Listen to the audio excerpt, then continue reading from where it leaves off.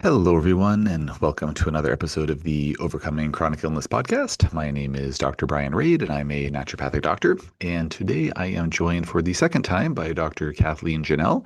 Dr. Janel is a fellow naturopathic doctor from Washington State, and we spoke several episodes ago about the use of MSM, which is methyl sulfonylmethane, as part of a high-dose sulfur protocol. I learned about high-dose sulfur from Dr. Janel at a course she put on a couple of years ago, and it's been one of the best therapies that I brought into my practice. I'm infinitely grateful to her, as are many of my patients, for bringing that into my awareness. And I've been shouting about it from the rooftops on my YouTube channel and other social media platforms. And a lot of folks out there have been very excited about MSM, which is great, and just reporting a lot of benefits for their joint issues, for their digestive tract issues. A lot of folks seeing benefits for the health and integrity of their hair and skin and nails, and can be useful for other things too. So in the original episode of in our initial interview for the Overcoming Chronic Illness podcast, Dr. Janelle talked about the ins and outs of, what is, high-dose sulfur therapy and what's it all about, and her history of kind of getting into using it and all of that. So that's not what this episode is about. This episode is going to be a dedicated Q&A episode. So we, between the two of us, we compiled a bunch of questions from our different social media audiences. And so basically we're just going to do some rapid fire Q&A and yeah, have all your questions answered. So if you're interested in MSM and want to know a bit more of the backstory with it, please cross-reference that other episode.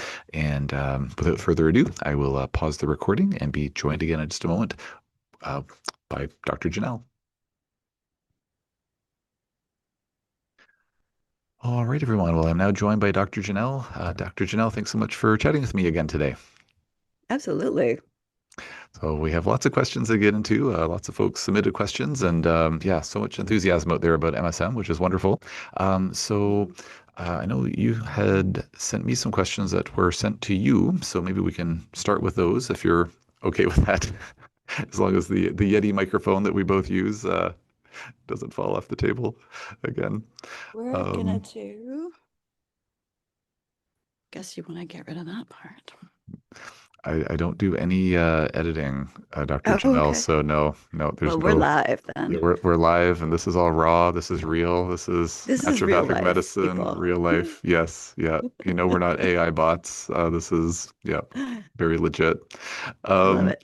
so the one of the questions that was submitted to you was around folks who are taking. Well, so there's a few questions around the GI1 formula that you offer. Mhm. So maybe if you wouldn't mind just telling folks what GI1 is, and how they can get it, and this and that. 'Cause I know it's one of your formulas you developed. And then there's a few questions about GI1. So maybe if you could give us a quick overview of what GI1 is all about, please. Sure thing. Um, can you see that slide? I can. Yep. Okay, so I'm calling it sulfur formula in this particular slide because this is a presentation that's, from one of the associations. So we don't want to go there. We want to use generic. So essentially, my sulfur formula is down here, and it's a combination of methylsulfonylmethane, bottom of the slide, althea, almus, and acacia fiber, which I do intentionally. I want those demulcent herbs in there, the althea and the almus, so that's marshmallow and slippery elm, because a lot of these people that I'm treating are so sensitive and they just need any kind of help protecting the system that I can give them. But I want it coming in at a low dose, just like the MSM, and titrating up gradually.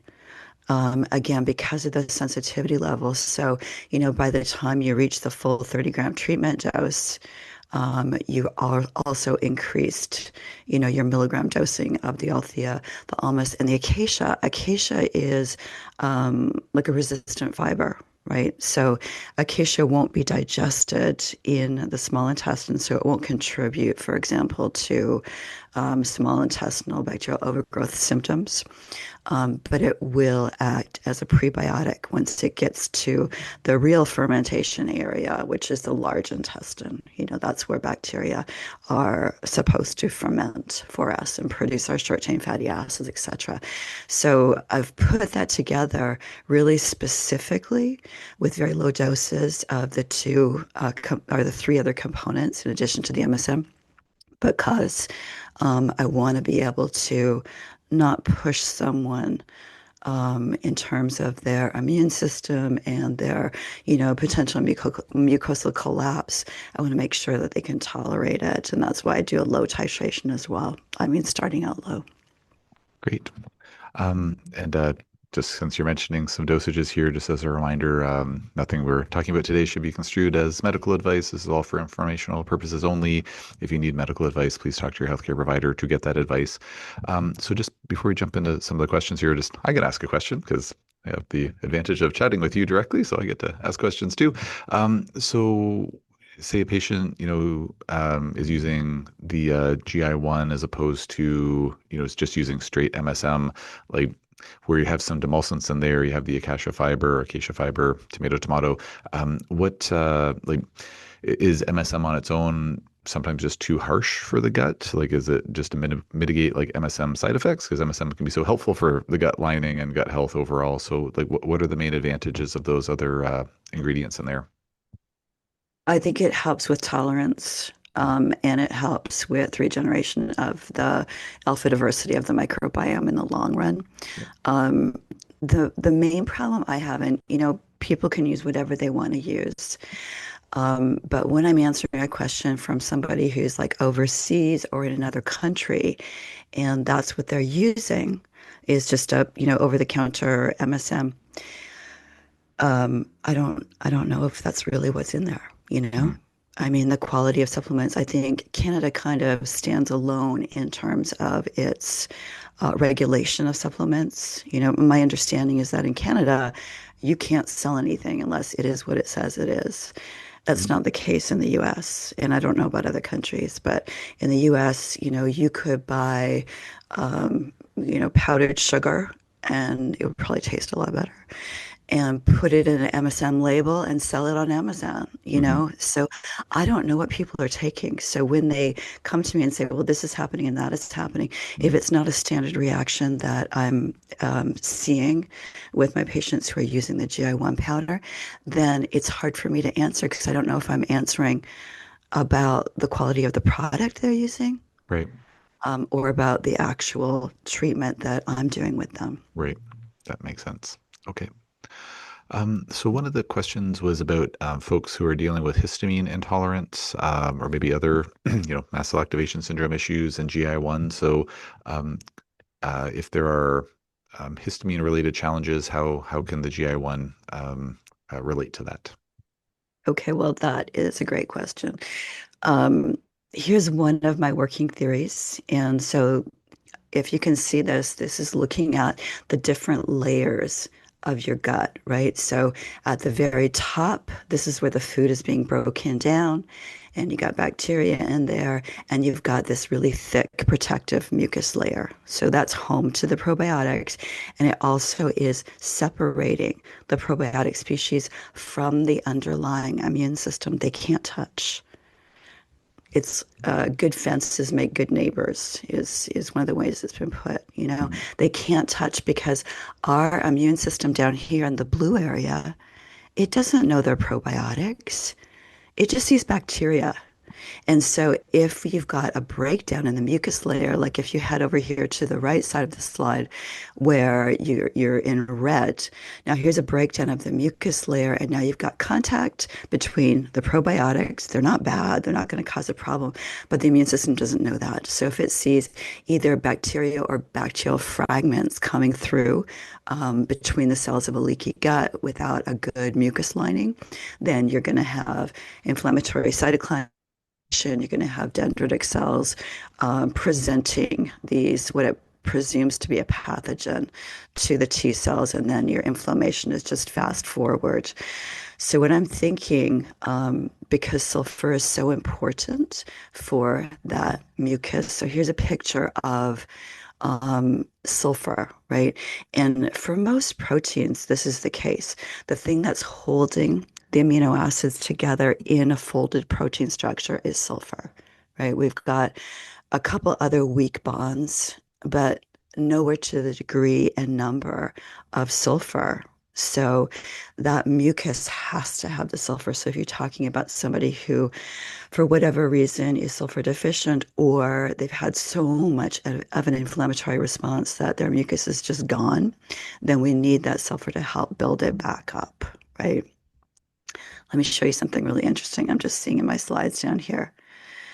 Gluten is an excellent example of what sulfur does and looks like, right? Because sulfur is the properties change depending on the concentration of sulfur. So in a low sulfur system, you get stretchiness and recoil, right? So you get flexibility and strength. In a high sulfur system, you get primarily strength with a little flexibility. So a good image of that would be like a turtle shell has a lot of sulfur bonds working with the alpha carotene, making that super hard structure, right? Whereas gluten, you take gluten is gliadin plus gluten plus water disulfide bomb formation when you mix with water. So when you've got your pizza dough ready or what have you, that stretchiness that you're getting is literally sulfur bonds, which is, I know, not what you asked, but I think it's the reason that it's really, really hard to imitate a gluten-free product and get that quality, right? Like that's why you don't get, these rising pizza crusts or what have you that are gluten-free. You get flat ones because the only way to try to mimic those sulfur bonds that give you the principles that you want in your food, like a bread or, what have you, are to add in gums. And those gums can make people really feel sick too. Mm. So if anyone wants $1 million idea, recreate a gluten molecule and the sulfur bond structure of it without making it as antigenically stimulating as gluten is. Okay. Duly noted. Yeah. So back to your question, histamine intolerance, right? Histamine intolerance, mast cell activation, those are all kind of new words that are being thrown around. And when they first came out, I was like, isn't that just a rebranding of allergies? Because it's the same pathway. Mm. But, open-minded, I've been to some lectures, opened myself up to it. And it does make sense to me that if you have a breakdown in this mucus layer, then you are going to have a chronic inflammatory response. You're going to have that what's called a mast cell activation, right? The mast cells are on high alert. So if you go ahead and give somebody anything really in a high dose, then it can perpetuate that, even though methylsulfonamethyl in itself is a mast cell stabilizer. But I think for these people that don't have a good gut lining already to start with, then anything becomes reactive to them. That's why oftentimes their diet is limited to like maybe 4 foods that they can eat, because anything can act as a stimulant to that chronic inflammatory response. So as naturopaths, what we want to do is we want to treat the cause. Hmm. Awesome. Okay. Um, so just continuing on the GI1 question train here. So can you talk about the interplay between probiotics and GI1? Yeah, that's something that somebody asked in another podcast that we did. And I think that really, it ties into this stuff that I'm talking here, like talking about here, providing a good, healthy, established environment for the probiotic species. Um, I don't typically dose probiotics the same way that a lot of doctors do. I use them acutely. If I prescribe antibiotics, I'm going to be giving probiotics at the same time. If someone comes in and they have any kind of diarrhea forward condition, whether it's IBSD or whether it's, Crohn's colitis, inflammatory colitis, I will be giving them definitely as a first line if they haven't done it already, right? I'll give them probiotics, but I don't necessarily do it as a standard treatment just because I think what's in those pills are they're limited, right? If we have 700 to 1,000 different species in us. And in those capsules, we can get Lactobacillus bifidobacter and those subspecies, Strep thermophilus, now Akkermansia, um, Saccharomyces. That's a yeast, but there's they're very limited as far as I'm concerned. So I don't, unless someone's really noticing, hey, you know what? I take this, I feel better, then it can't be doing you any harm. I highly doubt it. But I don't usually do the probiotics at the same time as I'm doing the GI1 treatment with my patients. And the second reason for that is I want a clear picture. I want to know what's causing what. So I want them to do one thing usually. Great. Um, and so there are some questions about whether GI1 can be used to treat yeast or mold, and is that does that play a role in those treatment protocols? It really does. Let me bring up another slide. Uh, oh, this was a really good one. We should come back to this. I've just got like so many lectures prepped at the same time that I can't remember where I referenced what. Here we go. So here's in vivo study, right? So not in the body, but in the petri dish, right? Which is, it has limitations, but at least it gives us some information. Mm. So this particular one, what we're looking at is one-to-one dilution, so 50% dilution of the MSM on several different test organisms, right? So down the left side here, we've got Aspergillus, which is the mold, Candida, which is a yeast, E. coli, which is the bacteria that rifaximin or Xifaxan was created to target, right? It wasn't really created to target the ones that it's being used for right now, but it's really E. coli specific. And if you go onto any of the medical reference sites, SIBO is not listed as a treatment with Xifaxan, right? It's IBSD, it's Traveler's D, it's hepatic encephalopathy. Pseudomonas, Staph aureus, and Salmonella. So what they did was they did initial inoculation and started to test it over the course of hours and days. And in the first couple of testing periods, 48 hours and 3 days, you're actually seeing an increase in the populations of all of these. Hmm. It's acting as a prebiotic. So that's one of the reasons I think that people can get an increased gasiness when they first start to take it, right? So, we're giving our patients a treatment that's meant to help them with their bloating and their gasiness, and they take it and they get more gassy. So they might be thinking, this isn't working. But actually, that's normal and that's to be expected. And that's why this treatment is not like conventional doctrine. I have a headache, I take a ibuprofen, my headache goes away, it worked, right? It's not like that.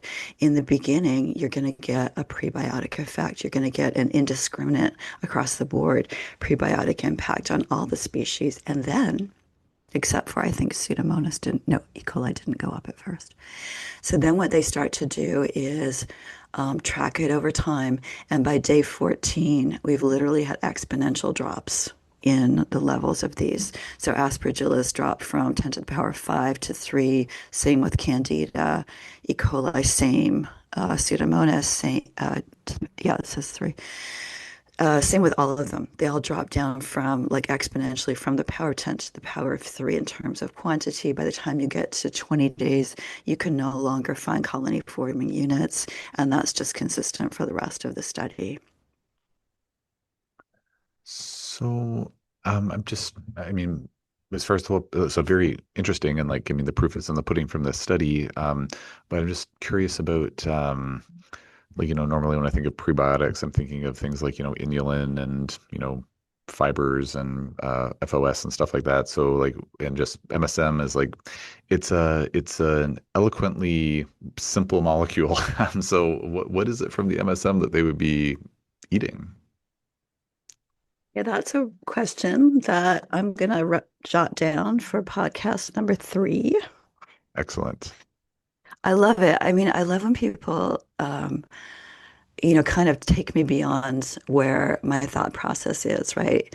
And I could literally spend 24 hours researching a day. I love it so much. So I That's good. will We need the get research, into that. Dr. Janelle. So that's good. Um, And I'm just wondering if it maybe ties into one of the questions, like someone had asked about,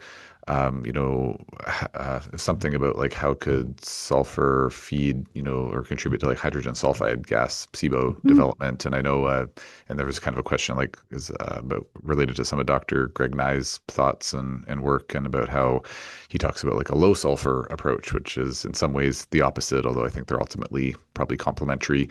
But I seem to recall him talking about, if you're a hydrogen sulfide gas producing bacteria, then, you're kind of looking for like sulfur substrates. And so maybe that's it. And I wish I knew off the top of my head, but are these bacteria and yeast and fungi on there, like, are they hydrogen sulfide gas producers? no, Okay. you can't take MSM and use it as a substrate for hydrogen sulfide directly. Okay. And this is a wonderful study that I found. So these geni, this Hmm. Okay. microbiome You got it list all right is there. a list. Oh yeah, this is one I've been able to get Yeah. into and Yeah. find Great. some. Great. It's quite amazing how much research there is out there, right? Hmm. I might be the only one looking, but thank you. So here's all the bacteria that are in our microbiome that are able to produce hydrogen sulfide gas, right? And then here are the sources of sulfur they use: sulfate, sulfite, cysteine, sulfomucin, taurine, and some estrogen 3 sulfates. So what you would have to do for MSM to do that is have a conversion somewhere, Hmm. have somebody in the gut converting it into one of these so it can feed into the hydrogen sulfide pathways. Okay. So far, I haven't found anything that's able to do that. Caveat, and I might sort of contradict myself later, but we don't know exactly who's doing it. It's not the hydrogen sulfide producing species, but it appears as though, and this is something I think Dr. Nye gets into in his work more than I have, but there's some of the microbiome species that seem to be able to use the sulfur from the MSM at some point and put it into their PAP cycles and start to make some of those sulfur based amino acids that we have in our body. And they know that because they've tagged them, right? There's been a study, I'm not sure if it's in this area that I'm looking at here, it might be. That's more pharmacokinetics.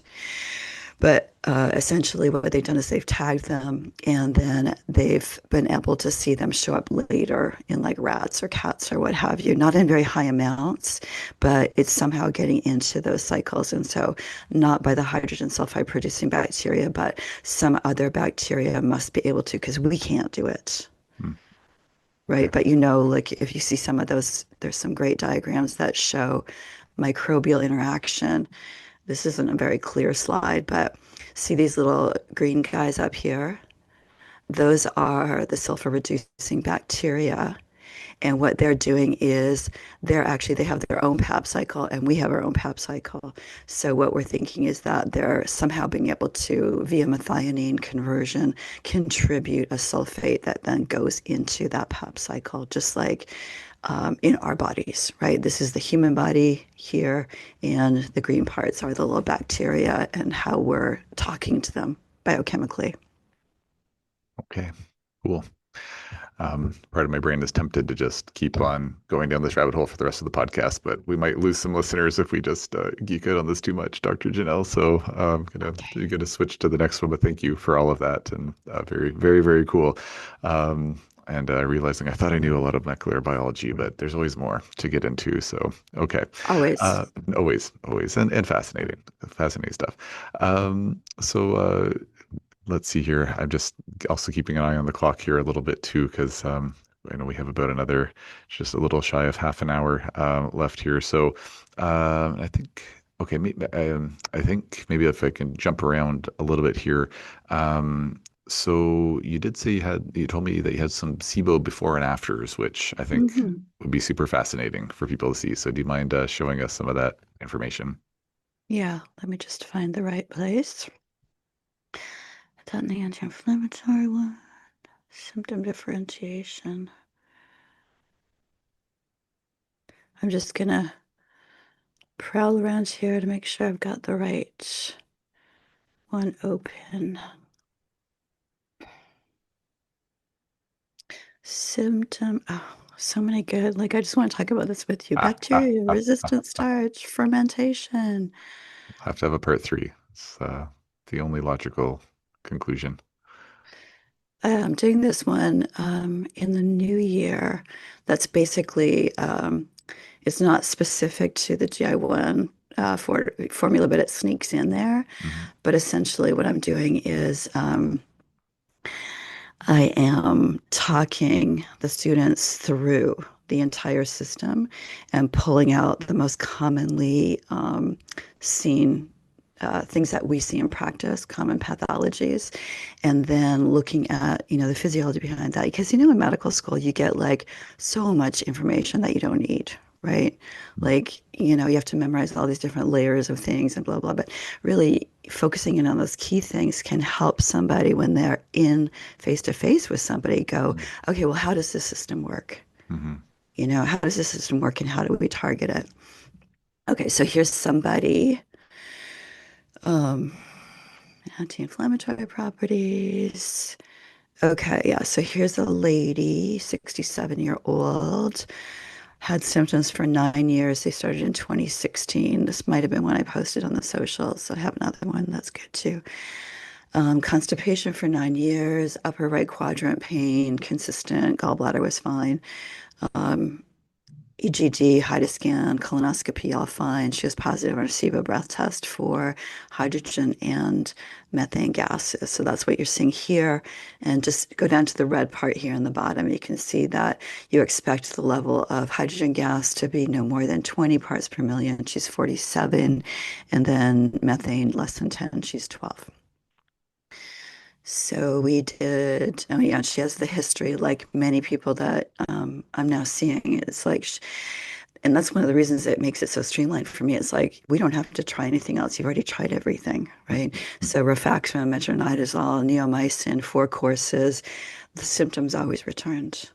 Herbals, motility treatments, biofilms, the symptoms always return. She might have gotten some relief for a bit, but they came back. So to me, that means we haven't treated the cause, right?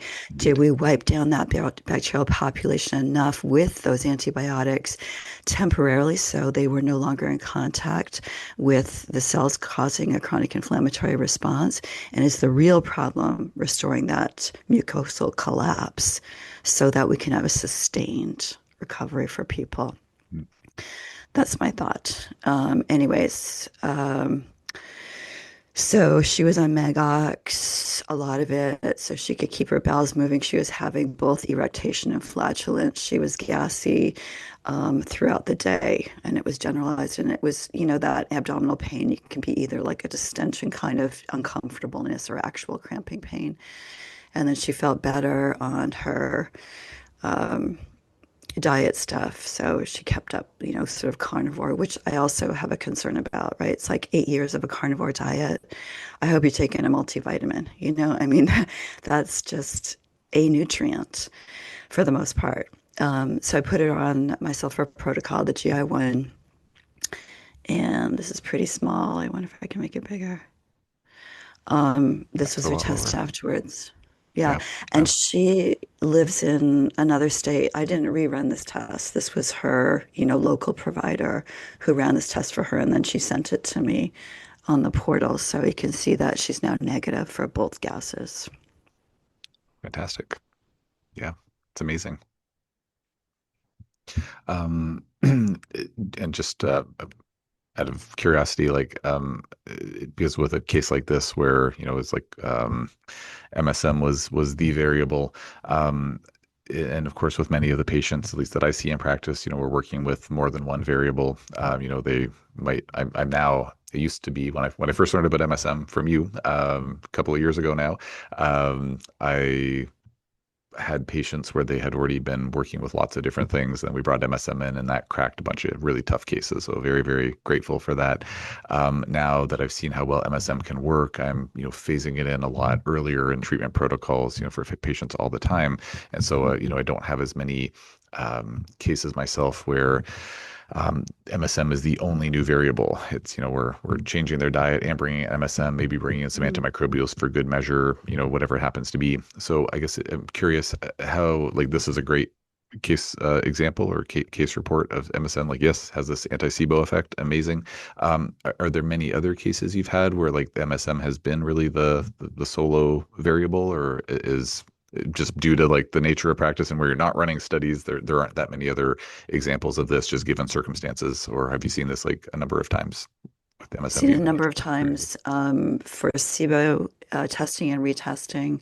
Amazing. I think this is the only one I have access to right now that Sure. I've made into a slide. Yeah, But yeah. I've also seen, for what it's worth, I think we have to be careful with some of the newer PCR testing because it might be, picking up things that's just too sensitive in some cases, right? But for what it's worth, in PCRs and in cultures, I've seen decreases in things like Klebsiella, Citrobacter, Pseudomonas, the things that, really are potentially pathogenic or pathogenic organisms. Great. Very, very cool. Um, all right. I'm gonna just switch to some of the questions that were submitted to my YouTube channel, just so I don't get angry comments on my channel saying, "Hey, you said you were gonna ask Dr. Janel these questions." So, I'm gonna throw a couple out there. Um, so, the actually this okay. Actually, sorry, I think you maybe answered this one already. He was just asking about how does MSM work for bacterial conditions, but I think you've spoken enough to that, so I'm gonna leave that one be. Okay, so let's see here. So this one says I tried MSM, and when I got up to 2 grams a day, I started to herx or detox. By coincidence, I had to go get blood work done for other labs during this Mm. herx. When my results came back in, it showed elevated liver enzymes. The AST was at 77, the ALT at 210. Have you experienced MSM raising liver enzymes in patients? Or maybe this is not MSM specific, but liver enzymes raise every time a person herxes, and it's just rare to catch it on a blood test. So fair enough. So yeah, any experience with MSM raising liver enzymes? Yes and no. I've had people, a handful of people say that this is happening, but we do know that it's hepatoprotective. So I question whether that's really the problem, whether it's really the MSM. Mm-hmm. I'd have to kind of reason through the whole Herx idea. I think that's probably more likely. What's happening is that, when I think of a Herxheimer reaction or a die-off reaction, right? That's same. Um, I think primarily of yeast or the fungal kingdom, not so much bacteria, Mm-hmm. right? Like maybe you can give me your thoughts on this.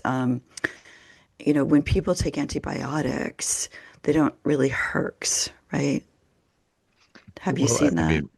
I mean, I treat a lot of, and I know you do to some extent as well, but I treat a lot of like Lyme and co-infections, and I would Mm, say that anybody with Lyme and co-infections would probably say, "Wait a yeah, minute, there's a lot got of it. talk about herxing there too." So that being said, herxing is a bit of a mysterious rabbit hole with probably not as many research studies showing exactly what's going on. So, Yeah. but I would throw that out there as a devil's advocate in that community. There's a lot of talk of herxes.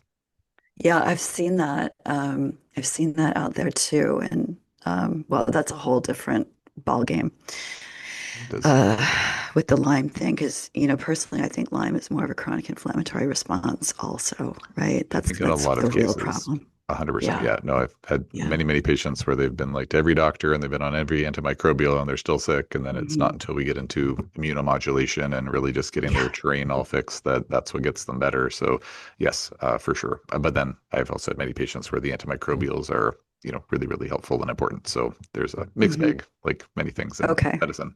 100%. Mm, Okay, so well, let's just talk about that die-off reaction with the perspective of yeast or another single cell organism, right? mm, So anything that's dying is going to be broken open inside of the gut because that's where we're targeted, and that means your immune system is going to clean up their toxic chemicals, the things that are foreign to your body, right? So I could see that easily.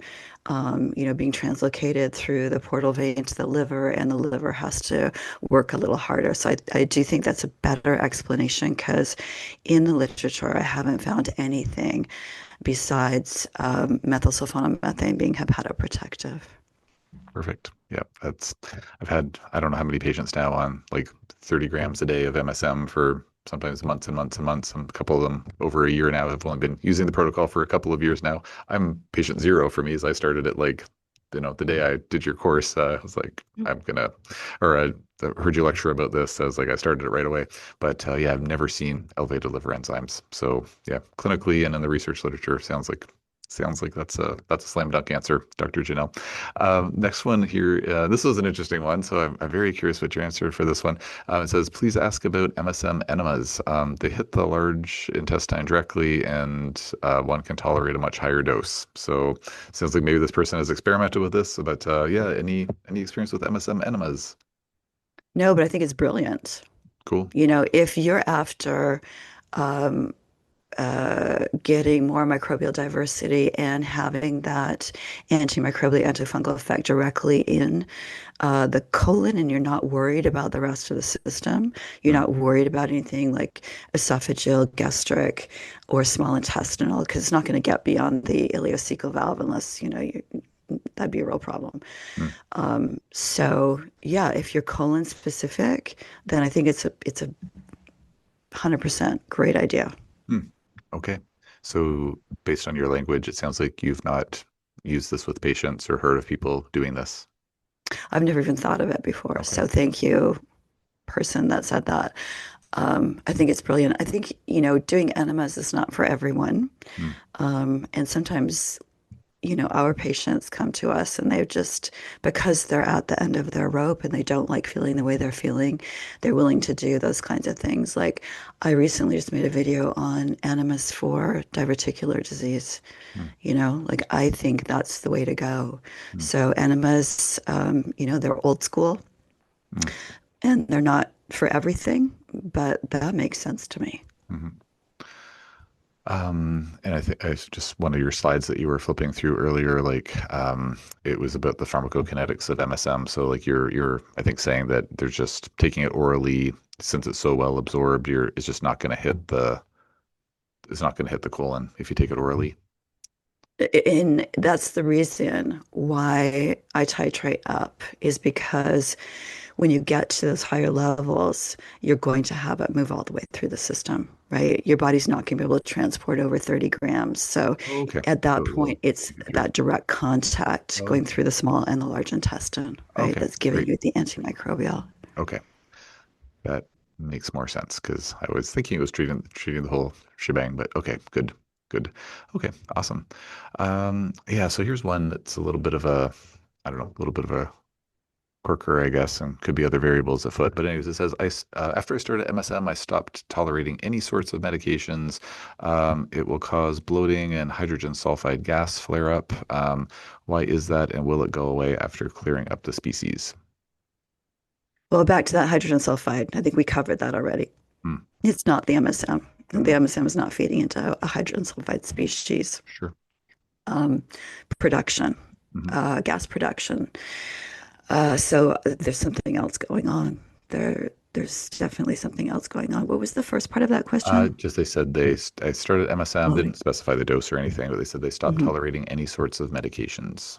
hmm Yeah, I don't. I think that's too complex of a case to really directly answer for someone Okay. without sitting down with them and getting more background. Yeah. There is that prebiotic effect, though, that at the lower concentration. So that's one reason that you might have increase in bloating. And whenever I start someone on the GI1 powder, I give them written instructions wherever they are in the world, saying, this is probably going to happen. So as long as they're, reading what I said, then they'll understand that this is actually the increase in bloating, increase in gas passing is a normal part of that early stage issue or, treatment level, I guess.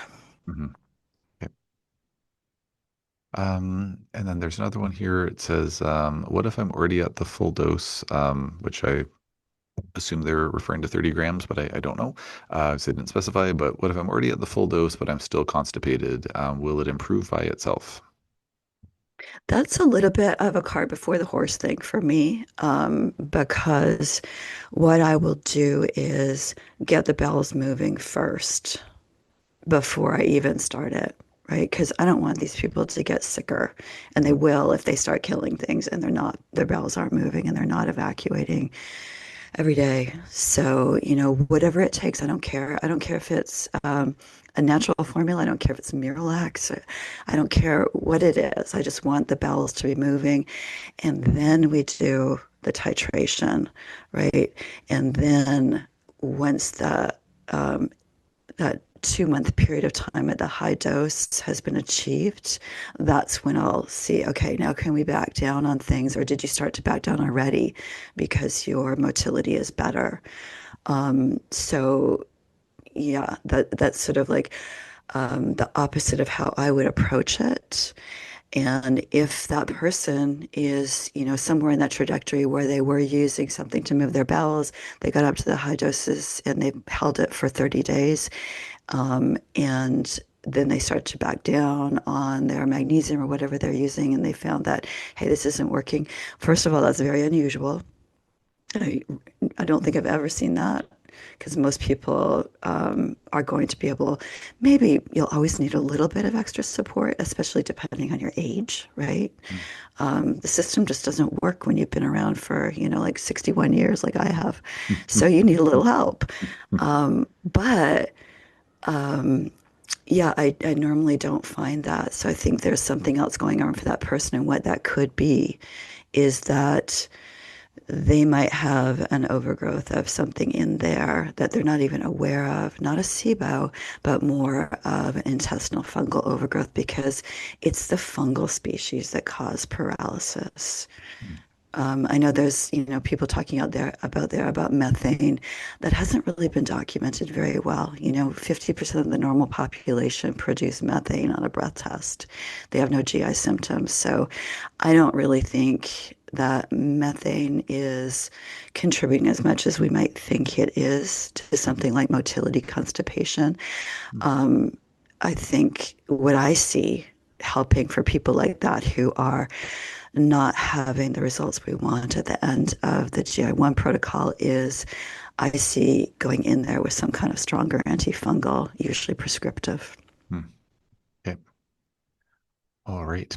So there's another one here. It's kind of a multi-part question, but I think there's some interesting questions in here. So let's give it a try.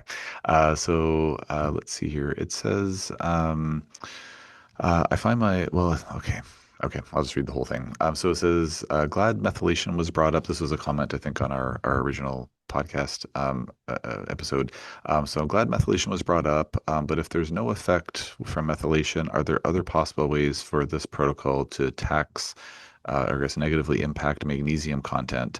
I find my muscles have been immensely crampy since ramping up past 15 grams at this point, and I had a really bad hamstring cramp kick up when I haven't had in years. I figured as magnesium is big in detox pathways, maybe methylation was in high gear, but are there other reasons this could be happening? So that's kind of the first part of their questions. So any thoughts around Mhm. muscle cramps related to ramping up MSM? I can find no data relating methylsulfonaphthane and magnesium directly. Mm. Um, and the other thing that I would like to add, clinical pearl wise, is that the majority of muscle cramps are really more from not having enough potassium, and magnesium and potassium work together, right? So what I'm seeing is a lot of these people having muscle cramps because of the popularity of the GLP-1 diet medications Mm. that are out there used a lot right now, where people can literally starve themselves because they don't need to eat. So not a good idea. I think we need more guardrails up there, right? With people buying those things online and making sure they're using them properly because you can starve yourself and that puts you in ketosis. The other thing that puts you in ketosis are the ketogenic type diets, right? And they're very, very potassium expensive. Hmm. So if that makes sense to the person that wrote that question, perhaps that's an element for them, is that they're actually looking more at a potassium problem, and it might not be coming directly from using MSM. It might be more to do with what are they doing in terms of their diet right now. Mhm. But yeah, any kind of weight loss, any kind of ketosis, very expensive on potassium, and muscle cramps are incredibly common. Um, if you had a patient who was dealing with muscle cramps, like with getting potassium into them, would you generally use a electrolyte formula? Would you use more higher potassium foods? Would you put them on a potassium supplement? What's your typical potassium strategy, if you don't mind sharing? Well, I guess I would work with them. Like some people just really, really want to use food. So that's pretty easy to find high potassium foods. Hmm. And then personally, I think it's easier just to take a supplement, Mm. and, eat what you want, keep it healthy. So I'll do, like a 500 milligrams of potassium always with food, right? Because potassium is one of those electrolytes that our body is keeping in a very tight window of concentration because it's responsible for, balancing the electrical charges in our nervous system and our heart, right? So too much is not good, too little is not good. Mm. So I usually max out at 500 milligrams once a day with the big meal. And that seems to take care of the problem. Mm. I think here in Canada, it's like usually you'll find like for whatever reason like 99 milligram potassiums. Is that the same in the US or like are you getting people take five a day or are there 500 milligram products out there? There's 500 milligram products. Okay. Okay. Hmm. Cool. It's yeah. But, I would start low and work up, right? Because their bodies will tell them if this is the problem because it goes away and or what dose is going to work. So if you have 100 milligrams, you could just start with that and work up. And again, I'm cautious with trace minerals. I'm cautious with the electrolytes that maintain our cardiac rhythm because, you know, it's gentle medicine, but it can be powerful if you don't know what you're doing. That is well said. Um, this same individual kind of had another question here, which I think is also interesting. So it says, I find myself getting dizzy. So this is one who is taking 15 grams of MSM. So I find myself getting dizzy and faint sometimes after taking the MSM, especially on an empty stomach. I know this has a slight blood thinning quality according to Google, but I'm not on anything else that instigates that. So I'm curious if this has happened before with patients. And yeah, any thoughts on that? Dr. Google is wrong, is my first thing. You know, I don't know what's happening in Canada with AI, but AI is kind of taking over our world down here. And so whenever you search for something, no matter how you have your computer set up, the first thing that pops up is an AI search, right? That's looking to reinforce what you're asking it, looking for a positive, yes, this is happening. So scroll right past that, put scholarly study in your search. Don't just stop there because there's some real, yeah, misinformation that can be, you know, kind of people take off on it. Like if you look at some of the Reddit stuff, people saying like, "Oh, okay, so copper is competing with molybdenum for uptake in the gut. They don't even use the same transporter." Mm. So it's like shut that conversation right down there. But there's 5 pages of people talking about it, right? So you want to be careful with the AI. Can we go back to the question, please? Oh, sure. So it says, I find myself getting dizzy and faint Hmm. sometimes after taking 15 grams of MSM, especially on an empty stomach. And then I noticed, and then mentioned about the blood thinning quality and wondering if Okay. that might be linked. Okay, so there's no data on blood thinning whatsoever.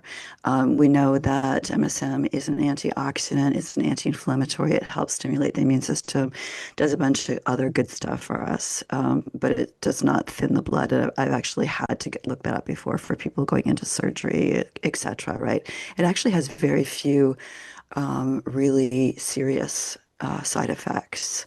But that side effect that that person is having, they need to take it with a meal, first of all, split their doses up throughout the day so they're always having their dose with food because they're absorbing it too quickly. So that's either coming from that thing we talked about in the beginning, mucosal collapse, you're having a chronic inflammatory response when that contact is happening, or because MSM is absorbed so quickly into the body and distributed evenly, it goes throughout everywhere, right? They find it's in the brain tissues, in the muscular tissues, in the cytoplasm, it's everywhere when you take it. So for some people at first, until they get like a steady state, in their levels.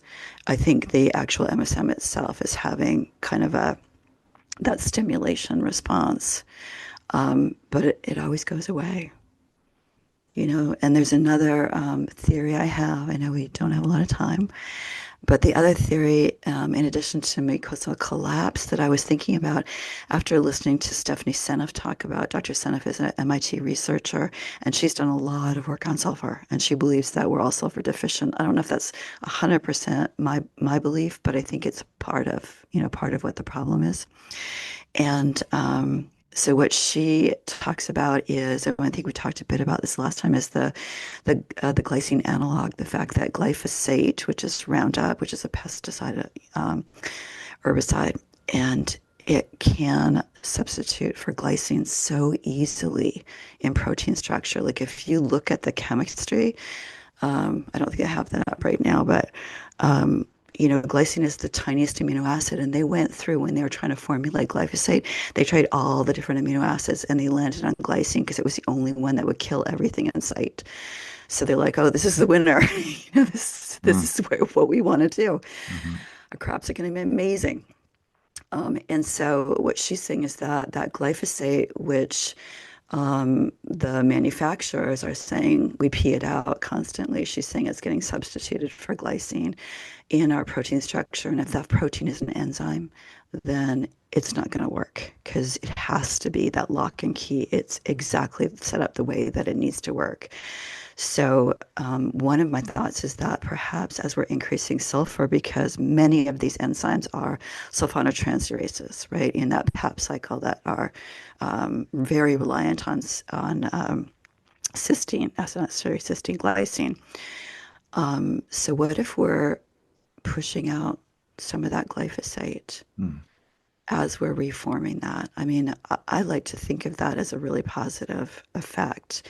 And one of the reasons why, if you're pushing it out of your system by creating new proteins that don't have that glycine analog glyphosate there, then you actually are doing yourself a big favor. And, in North America, in our two countries, Canada and the US, uh, our crops are so GMO heavy. Mm.